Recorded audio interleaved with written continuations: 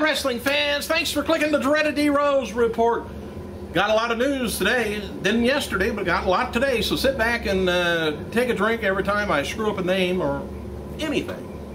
You should be good and loaded after I'm done. Hey, Vince Russo, breaking news, has been removed from his post as head of TNA's creative team. According to ProWrestling.net, Russo's been replaced by Bruce Pritchard, who's also in charge of TNA talent relations. Russo's not entirely gone, but he's still one of the senior writers for the show, along with writer Matt Conway. But Bruce Pritchard will now handle the overall direction of the shows and the final say on scripts. Do you think anything will change now at TNA other than his position? This is a major change to TNA's creative structure, I guess. Been in the works for several months and became official within the past week or so.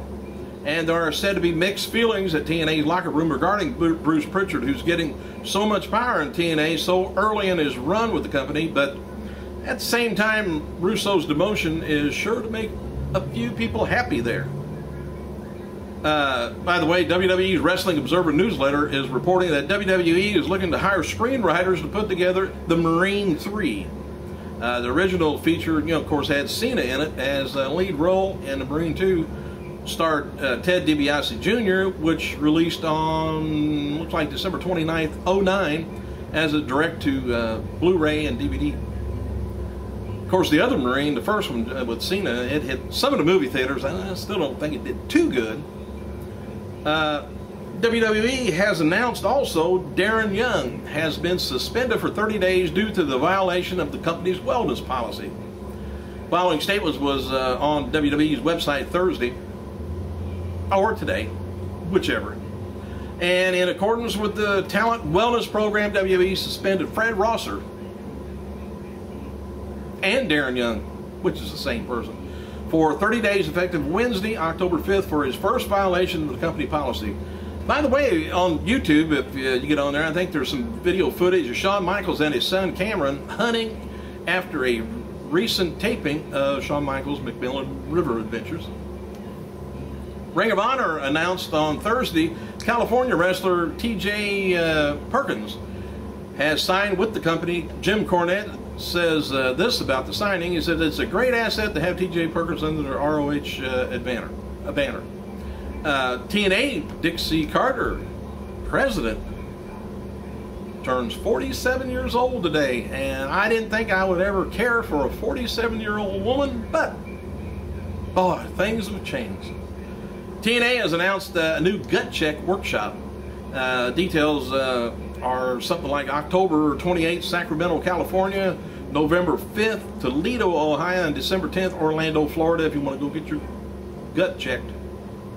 Some expect former WWE diva Gail Kim to show up at TNA soon, that she's now released of her contract, her 90-day suspension, or not suspension, but 90-day no-compete clause.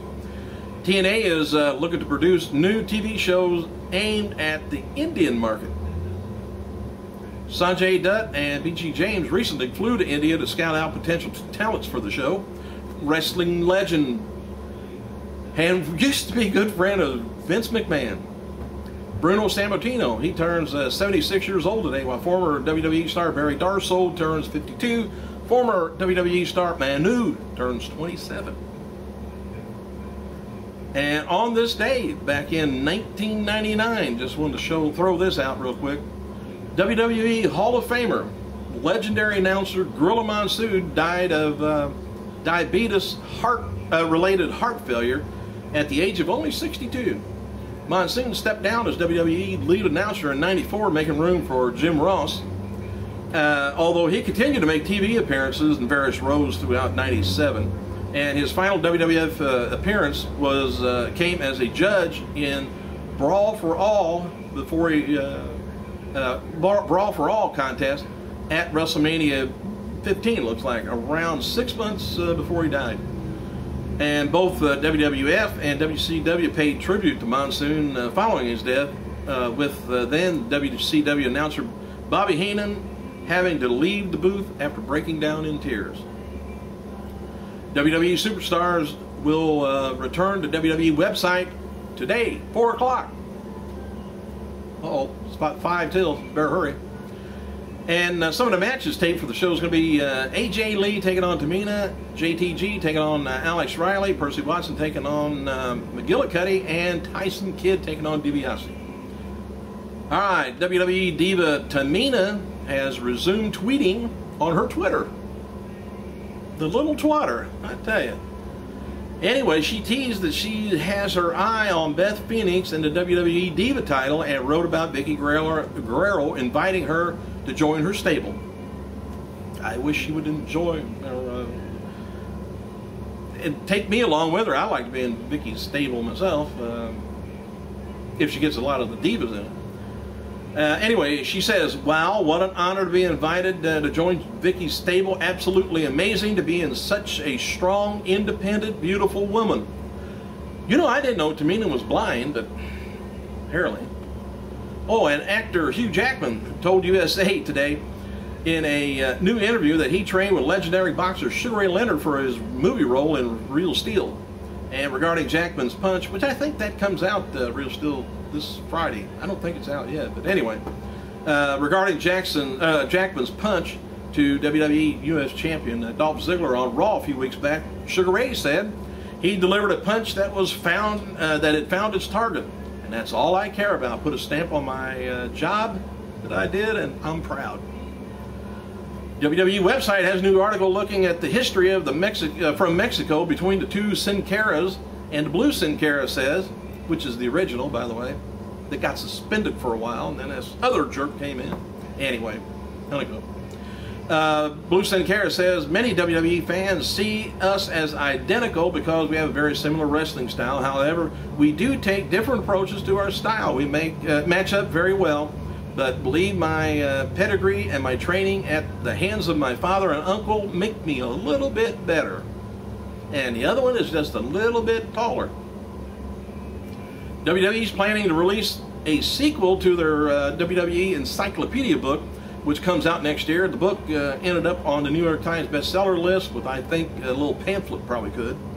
And the sequel will be written by Brian Shields and Kevin Sullivan, who wrote the first one. So maybe I might get it just to find out what future endeavor means. They're always having that going on. Matches before tonight's TNA Impact tapings going to be, well, not before taping. Tonight's matches for TNA is going to be Robert Roode taking on James Storm, Gunner taking on Kazarian, Mickie James and Velvet Sky taking on Winter and Reign, Crimson taking on Samoa Joe, plus Hulk Hogan's farewell speech. For a while. He just resigned, what can I say? Alright, former WWE NXT rookie and FCW champion Lucky Cannon indicated on the Twitter that he's going to be speaking with TNA's Jeff Jarrett soon. He says, looking forward to speaking with you, to Jeff Jarrett. Cannon was released from his WWE deal back in August of this year. JR on his Twitter account says, I'm having second thoughts on my decision to support many of the talent that walked off of Monday Night Raw. So I want to be in Oklahoma if Triple H will have me. Oh, isn't that lovely? So I made a mistake Monday, and I'm admonished, he says. I admit I made a mistake, and same, you know, as other people have. And I'm not explaining why I made my decision I made Monday night, but those who know I want to do is call wrestling matches if allowed. I hope the fans will pack Oklahoma Monday night for Cena and Orton and Sheamus and all that. Triple H, it will not resign, by the way. So let's see how the card falls. Hey, thanks for clicking, you guys. I gotta go.